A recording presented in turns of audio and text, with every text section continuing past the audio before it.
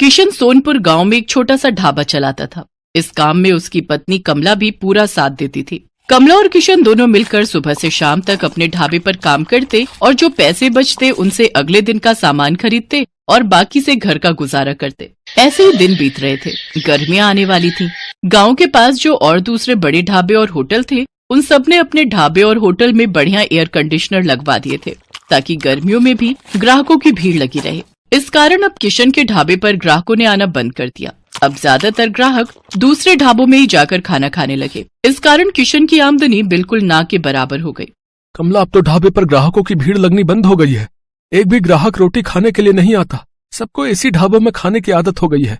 और वैसे भी गर्मी के मौसम में कौन भला हमारे इस छोटे से पुराने ढाबे पर खाना खाएगा। सबको एसी की ठंडी हवा में खाना खाना अच्छा लगता है, पर हमारे पास तो इतने पैसे भी नहीं है कि हम बड़ा और महंगा एसी लगवा सकें। कैसे गुजारा चलेगा कमला, कुछ समझ नहीं आ रहा है। इसी बात को लेकर तो मुझे भी चिंता हो रही है। ग्राहक नहीं आते तो खाना भी रोजाना का खराब हो रहा है। हमारा तो बहुत नुकसान हो जाएगा। अब तो थोड़े से ही पैसे बचे हैं जिनसे सिर्फ एक दाल और रोटी बना सकते हैं। उसके अलावा हम कुछ नहीं बना सकते। किशन भाई, गर्मी में यहाँ बैठकर खाना बहुत मुश्किल है। आज तो मैं गलती से बैठ गया, नहीं तो अब तो मैं एसी वाले ठंडे ढाबे में ही खाना खाऊंगा। वहाँ थोड़े पैसे ज्यादा होते हैं पर आराम से खाना तो खा लेते हैं। लाओ, कितने पैसे हो गए? 50 रुपए। ये लो, और इस ढाबे का कुछ करो और साथ में एसी ढाबा करो इसे, नहीं तो कोई खाना खाने नहीं आएगा। दिन पर दिन किशन और कमला परेशान रहने लगे। अब तो इक्का दुक्का ही ग्राहक उनके ढाबे पर आता। इस कारण किशन ने सिर्फ एक दाल और रोटी बनानी शुरू कर दी, क्योंकि बाकी चीजें अगर वो बनाए तो ग्राहक नहीं आए तो खराब हो जाएंगी और फिर पैसे भी तो चाहिए। इसी कारण वो जैसे तैसे अपना ढाबा थोड़ा बहुत चला रहा था। कमला, आज बस 250 रुपए की कमाई हुई है। अब तो कोई रास्ता ही नजर नहीं आ रहा है। मुझे लगता है हमें अपना ढाबा बंद करना होगा। किशन के ढाबे के सामने एक बहुत बड़ा ढाबा था। वहाँ ग्राहकों की भीड़ लगी रहती थी, क्योंकि इस साल ही वहाँ के मालिक रघु ने बहुत ही बढ़िया मरम्मत करवाकर ढाबे में एसी लगवा दिया था। क्या बात है किशन, आज भी तेरे ढाबे पर कोई नहीं आया? एक काम कर, ढाबे पर ताला लगा दे। अब तेरा ढाबा नहीं चलने वाला। इतनी भारी गर्मी में एसी के बिना कोई खाना खाने नहीं आएगा, और तेरे पास इतने पैसे नहीं है कि तू मेरी तरह इतना महंगा एसी लगवा सके। और मैंने एक नहीं 2-2 एसी लगवाए हैं, तब जाकर अच्छी कमाई हुई है। किशन और कमला ने सोच लिया था कि अब इस ढाबे को बंद कर देंगे। थोड़ा बहुत राशन रखा था, जिससे उन्होंने आज का ढाबे का खाना बना लिया था। कमला, ये दाल और रोटी जो बनाई है बस आज की बेच लेते हैं, कल से ताला लगा ही देंगे। कोई फायदा दिखाई नहीं दे रहा है। हाँ, मैंने जो दाल बची थी वो बना दी है, और थोड़ी बहुत तंदूर की रोटियां भी। उस दिन पूरा दिन कोई भी ग्राहक नहीं आता। दाल और तंदूर की रोटियां ऐसे ही रखी थी। कमला, मुझे लगता है अब कोई नहीं आएगा। रात के 9 बज रहे हैं, हमें घर चलना चाहिए। सामने रघु के ढाबे पर भीड़ लगी हुई है, तो भला यहाँ कौन आएगा? तभी किशन देखता है सामने रघु के ढाबे पर एक बहुत ही जरूरतमंद आदमी अपनी गर्भवती पत्नी के साथ कुछ मदद मांग रहा है। भैया, मेरी मदद करो। मेरी पत्नी की तबीयत बहुत खराब है। हम पर कुछ गुंडों ने हमला कर दिया। हमारी गाड़ी, मोबाइल, पर्स, कैश, जेवर सब लूट कर ले गए। हम शहर जा रहे थे, हमें नहीं पता कि इस रास्ते पर बदमाश हमें लूट लेंगे। ओ भाई, ये कोई खैराती धर्मशाला नहीं है जो तुम्हें मुफ्त में यहाँ रोक लूं। चलो जाओ यहाँ से। पता नहीं कहाँ कहाँ से आ जाते हैं। मुझे क्या पता, कोई चोर उचक्के लुटेरे हो तुम।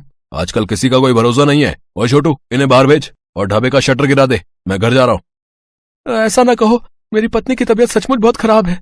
बस कुछ देर आराम करके हम चले जाएंगे। अरे अरे, सुनो तो भैया, भैया सुनो तो। सुनो जी, अब खड़ा नहीं हुआ जा रहा। मुझे बहुत प्यास लगी है, थोड़ा सा कहीं से पानी ले लो। किशन और कमला उस व्यक्ति और उसकी पत्नी को देख रहे थे। किशन दौड़कर उनके पास जाता है। भैया जी, आप चिंता मत करो, आप मेरे साथ मेरे ढाबे पर चलो। आइए बहन जी, आप मेरे साथ आइए। किशन और कमला उस व्यक्ति को और उसकी पत्नी को अपने ढाबे पर ले जाते हैं। साहब, ये दाल और रोटी आप खा लो, यहाँ कोई चिंता वाली बात नहीं है। पता नहीं, हम तो पहली बार इस रास्ते से गुजर रहे थे। जंगल का रास्ता था और पता ही नहीं चला कि कब इन बदमाशों ने हमारी गाड़ी को रोक लिया। किसी तरह से उनसे रहम की भीख मांगकर मैं अपनी पत्नी को सुरक्षित बचा कर लाया। मुझे धन दौलत की कोई कमी नहीं है। बस मैं तो कुछ देर आराम करने के लिए वहाँ सामने के ढाबे से मदद मांग रहा था, पर उन्होंने तो मेरी बात पूरी सुने बिना ही मुझे मना कर दिया। मैं अगर आज कुछ देर वहाँ रुकता तो अगले दिन अपने नौकर के हाथ पैसे भिजवा देता। तुम बहुत भले हो, तुमने भी तो बिना जाने पहचाने आज हमारी मदद कर दी। अच्छा, तो तुम ये ढाबा चलाते हो? साहब, चलाता तो हूँ, पर आज मेरा इस ढाबे पर आखिरी दिन था। मैं इस ढाबे को बंद कर रहा था। शायद आपकी किस्मत में आज मेरे ढाबे की रोटी खाना लिखा था। किशन अपना सारा दुख उस व्यक्ति को बताता है। चिंता मत करो भाई, अब तुम्हें इस ढाबे को बंद नहीं करना पड़ेगा। मेरा नाम वीरेंद्र सिंह है, मैं शहर का जाना माना व्यापारी हूँ। मेरे पास भगवान का दिया सब कुछ है, बस एक औलाद की कमी थी, वो भी भगवान ने हमारी झोली में खुशियां देकर पूरी कर दी। आज मेरी पत्नी की तुमने बहुत मदद की है, अब उसकी तबीयत में भी सुधार है और हम पति पत्नी सुरक्षित घर पहुंच जाएंगे। इससे बड़ी और क्या बात होगी। सुषमा, अब तुम्हें कैसा लग रहा है? मैं बिल्कुल ठीक हूँ जी। कमला ने मेरी बहुत देखभाल की है, अब मुझे बिल्कुल ठीक लग रहा है। अब मैं सफर कर सकती हूँ। किशन, तुम चिंता मत करो, मैं कुछ दिनों में तुम्हारे पास आता हूँ। तुम्हारे इस ढाबे को एसी ढाबा बनाने की जिम्मेदारी मेरी है।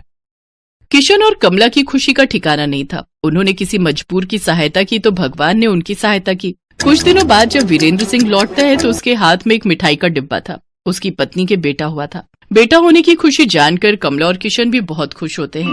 वीरेंद्र सिंह अपने खर्चे से किशन और कमला को एक बहुत ही बढ़िया और बड़ा एसी ढाबा बना कर देता है, जो फुली एयर कंडीशनर था। किशन का ढाबा किसी बड़े 5 स्टार होटल से कम नहीं था। अब तो ग्राहकों की भीड़ उस ढाबे पर आने लगी। ढाबा देखने में बहुत सुंदर था। किशन ने गांव के और भी मजबूर लोगों को अपने ढाबे में नौकरी दी। किशन का ढाबा दिन के साथ साथ रात में भी खुला रहता था, ताकि हाईवे से आने जाने वाले लोगों को किसी भी बात की परेशानी न हो। गरीबों के लिए उस ढाबे पर मुफ्त खाना था। वीरेंद्र सिंह अपनी पत्नी के साथ अक्सर किशन के ढाबे पर आ जाता था। आज किशन के कारण ही वीरेंद्र सिंह का परिवार सकुशल था और वीरेंद्र सिंह ने भी किशन के लिए जो किया वो किसी बड़े उपकार से कम नहीं था। तभी तो कहते हैं कि भगवान अच्छों के साथ हमेशा अच्छा ही करते हैं, इसलिए हमें सदैव मजबूर लोगों की सहायता करनी चाहिए।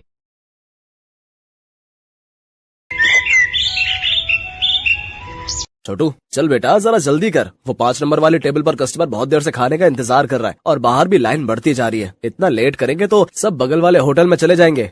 बस मालिक, 5 नंबर वाले का ऑर्डर तैयार है और यहाँ कुछ टेबल भी बस खाली होने वाली हैं, तो बाहर वाले कस्टमर्स अब अंदर आ सकते हैं। ये है सत्यभान और इसका होटल अतिथि देवो भव। जैसा इस होटल का नाम था, ठीक वैसा ही यहाँ का काम था। होटल के अंदर आने से पहले हर कस्टमर का तिलक किया जाता था और फिर बड़े ही सम्मान के साथ उसे बिठाकर खाना परोसा जाता था। इस अनोखे तरीके की वजह से ही सत्यभान का ये होटल बहुत मशहूर था और बड़ी दूर दूर से लोग यहाँ खाना खाने आते थे। होटल के खाने का बढ़िया स्वाद और यहाँ की साफ सफाई भी एक बड़ी वजह थी कि आसपास के कई होटलों और ढाबों को छोड़कर कस्टमर सत्यभान के पास ही आते थे। सर, मेरा नाम रमन है, मैं पब्लिक टाइम्स अखबार से आया हूँ, मुझे आपका इंटरव्यू करना है। अच्छा, हाँ, क्यों नहीं, आइए आइए। रुकिए, पहले मैं आपका तिलक करूँगा। हाँ, अब ठीक है, अब आप यहाँ आराम से बैठिए। छोटू, जल्दी से साहब के लिए गर्मा गर्म कचौड़ियाँ और बढ़िया चाय तो लेकर आ। हाँ तो सत्यभान जी, सबसे पहले मैं आपका पूरा होटल और यहाँ की किचन देखना चाहूंगा। वैसे सुना तो मैंने ये है कि आप किसी को भी अपनी रसोई में लेकर नहीं जाते, लेकिन मुझे तो आपके वहाँ लेकर जाना ही होगा, वरना ये इंटरव्यू अधूरा रह जाएगा। अरे बस, वो बात ऐसी है कि आप तो जानते ही हैं, होटल के बिजनेस में सारा खेल खाने में इस्तेमाल होने वाले मसालों और रेसिपी का ही है, और यहाँ मैंने और मेरे साथियों ने बड़ी मेहनत से ये सब तैयार किया है। अच्छा, लेकिन आपके यहाँ जो लोग काम करते हैं, मतलब आपके साथी, अगर उनमें से किसी ने धोखा दिया तो? नहीं नहीं, ऐसा तो हो ही नहीं सकता। यहाँ जितने भी लोग मेरे लिए काम करते हैं वो सब के सब मेरे गांव से ही हैं, यानी सब मेरा परिवार है। आज तक का रिकॉर्ड है, मुझे मेरा कोई साथी छोड़कर नहीं गया। ये तो वाकई बहुत बड़ी बात है। लेकिन अब तो आप इतने मशहूर हो गए, आपका होटल एक ब्रांड बन चुका है, तो लोग आपकी रसोई को अंदर से देखना चाहते हैं। आप चिंता मत कीजिए, मैं आपके मसालों और रेसिपीज का राज नहीं खोलूंगा, लेकिन रसोई के अंदर की कुछ फोटोज तो चाहिए होंगी आपके इंटरव्यू के साथ छापने के लिए।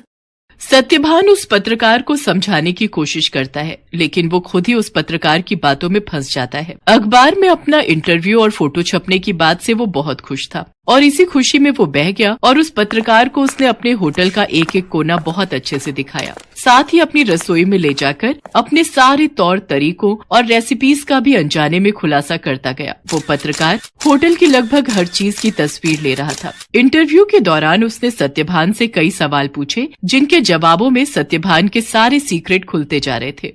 अच्छा सत्यभान जी, बहुत अच्छा लगा आपसे मिलकर। इंटरव्यू के लिए शुक्रिया, अब मैं चलता हूँ। जी, आपका बहुत शुक्रिया। वैसे ये सब कब छपेगा अखबार में? बस यही 1-2 दिन में, मैं आपको फोन पर इन्फॉर्म करूंगा। इतना कहकर वो पत्रकार सत्यभान के होटल से बाहर निकलता है और कुछ दूर पहुंचते ही मुस्कुराते हुए अपने गले में पहना हुआ आई कार्ड उतारकर एक कूड़े के ढेर में फेंक देता है। बड़ा अक्लमंद समझता था खुद को, एक नंबर का बेवकूफ निकला ये तो। असल में ये आदमी कोई पत्रकार था ही नहीं, पास ही मौजूद एक दूसरे होटल के मालिक का रिश्तेदार था, जो पत्रकार बनकर सत्यभान के सारे सीक्रेट जानने के लिए उसके पास गया था। ये आदमी अपने मकसद में पूरी तरह से कामयाब हो चुका था। इधर सत्यभान रोज सुबह के अखबार में अपने इंटरव्यू के छपने का इंतजार कर रहा था। जा छोटू, देख तो अखबार आ गया होगा। अब तो पूरे 4 दिन हो लिए, आज तो पक्का अपनी फोटो छपी होगी। छोटू फौरन उस दिन का अखबार लेकर आता है, लेकिन बीते दिनों की तरह उसमें भी सत्यभान और उसके होटल का जिक्र तक नहीं था। ये देखकर सत्यभान उदास हो जाता है। ऐसा कई दिनों तक होता रहा। फिर सत्यभान ने उम्मीद ही छोड़ दी और ये सब कुछ भुला दिया। फिर एक दिन अचानक सत्यभान के होटल में रेड पड़ जाती है। फूड इंस्पेक्टर अपने कुछ आदमियों के साथ सत्यभान के होटल पहुंचते हैं और वहां मौजूद हर चीज की जांच करने लगते हैं। देखिए, हमें आपके होटल के खिलाफ शिकायत मिली है कि आप खाने में नकली सामान का इस्तेमाल करते हैं।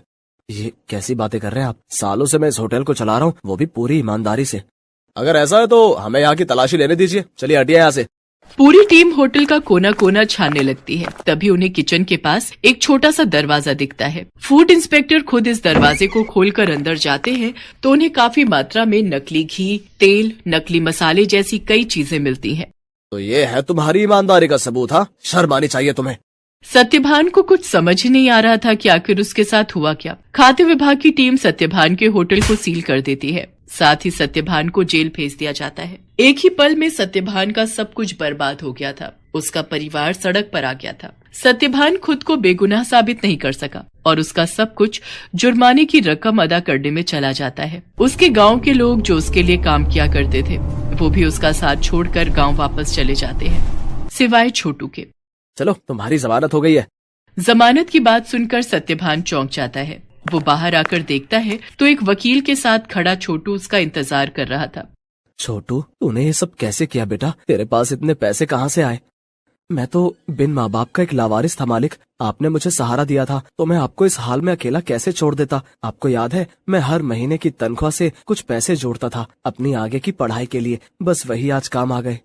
छोटू की बात सुनकर सत्यभान की आंखों में आंसू आ जाते हैं और वो छोटू को गले लगा लेता है। लेकिन अभी भी सब कुछ ठीक नहीं हुआ था। शहर भर में सत्यभान का नाम खराब हो चुका था। इसलिए सत्यभान अपने परिवार और छोटू के साथ शहर छोड़कर अपने गांव चला जाता है। वहां बांस के बड़े बड़े जंगल थे जिनके बीचों बीच एक छोटी सी झोपड़ी बनाकर सत्यभान और उसका परिवार रहने लगता है। सत्यभान के पास गुजर बसर के लायक भी पैसे नहीं थे, इसलिए उसे कुछ तो करना ही था। तभी एक दिन उसने गांव के एक बच्चे को एक आधे कटे बांस में कुछ खाते हुए देखा। सत्यभान उस बच्चे के पास गया और उससे बोला, बेटा, ये क्या खा रहे हो? ये हरे बांस का अचार है और ये रोटी है। ये बर्तन, ये भी बांस से बना है। वो यहाँ गांव में बांस ही सबसे ज्यादा उगता है ना, तो हम लोग इसी का ज्यादा से ज्यादा इस्तेमाल करते हैं।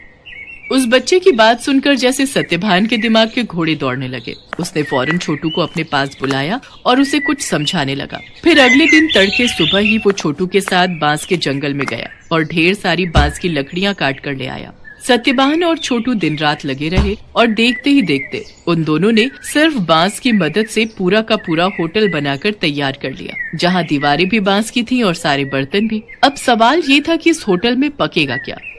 मालिक, आप चिंता मत कीजिए। हमें जाकर सब लोगों से बात करनी चाहिए जो शहर में अपने साथ काम करते थे। मुझे विश्वास है कि वो सब हमारा साथ जरूर देंगे। छोटू की बात मानकर सत्यभान अपने गांव के लोगों से बात करता है। धीरे धीरे गांव के कई लोग उसकी मदद के लिए आगे आते हैं। कई लोग उसे मुफ्त में राशन देते हैं, जिसके साथ हरे बांस का इस्तेमाल करके सत्यभान और छोटू होटल के लिए खाना बनाते हैं। और इस तरह एक बार फिर सत्यभान का होटल चल पड़ता है। लेकिन हालात अब पहले से बहुत अलग थे। कई दिनों तक सत्यभान के होटल में एक भी ग्राहक नहीं आता। फिर एक दिन शहर से कुछ दोस्तों का एक ग्रुप वहां आता है और सत्यभान के अनोखे होटल को देखकर चौंक जाता है। कुछ नया आजमाने के इरादे से वो सभी सत्यभान के होटल के अंदर आ जाते हैं। सत्यभान उन सब की बहुत ही अच्छे से खातिरदारी करता है और फिर भाई वाह, मजा आ गया। ये तो बिल्कुल ही नया एक्सपीरियंस था। शहर से इतनी दूर इतनी अच्छी सर्विस और उससे भी बढ़िया खाना। सच में बहुत अच्छा लगा यहाँ आकर। और सबसे बड़ी बात, मुझे तो पता ही नहीं था कि बांस को भी खा सकते हैं, वो भी इतने अलग अलग रेसिपीज में। सत्यभान के खाने और अलग किस्म के होटल की तारीफ वो सभी दोस्त अपने दूसरे दोस्तों से जाकर करते हैं, जिसके चलते और भी लोग खास तौर पर सत्यभान के होटल में खाना खाने वहां पर आते हैं। सत्यभान की सर्विस और खाना बहुत जल्दी अपना पहचान बना रहा था। लोग शहर के हाई फाई होटल छोड़कर सत्यभान के पास गांव में आ रहे थे। धीरे धीरे सत्यभान की गाड़ी पटरी पर आने लगती है और उसके पुराने साथी जो गांव में ही थे, वो भी उसके पास काम पर लौट आते हैं। मालिक, भगवान की दया से अब सब ठीक हो रहा है, लेकिन अब तक ये समझ नहीं आया कि आखिर वो सब नकली सामान उस दिन अपने होटल में आया कहाँ से। ये पहेली तो सच में सुलझानी ही होगी छोटू। मुझे लगता है मुझे कुछ करना चाहिए।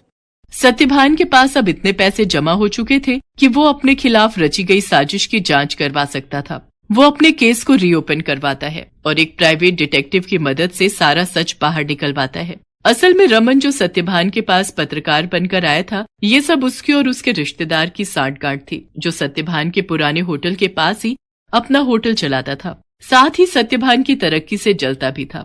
रमन के द्वारा जुटाई गई जानकारी की मदद से ही वो सारा नकली सामान रातों रात चुपके से सत्यभान के होटल के अंदर पहुंचाया गया था।